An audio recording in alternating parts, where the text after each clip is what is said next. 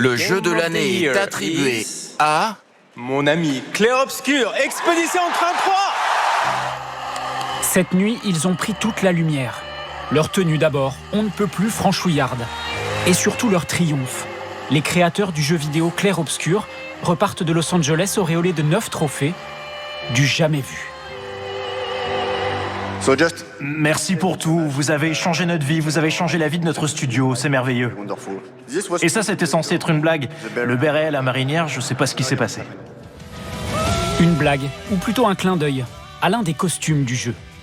Avec son scénario original, se déroulant dans un monde post-apocalyptique, et son esthétique soignée, le jeu a déjà séduit 5 millions de personnes à travers le monde. Et cet après-midi, dans cette grande enseigne, on s'arrache les derniers exemplaires disponibles.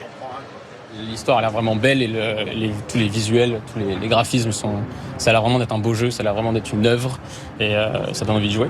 Il y a tout un travail qui a été fait autour de la musique, autour du scénario, autour de l'histoire qui est super intéressant.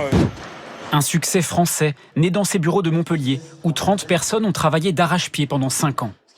Leur triomphe de cette nuit vient confirmer l'excellence des studios français dans le secteur des jeux vidéo.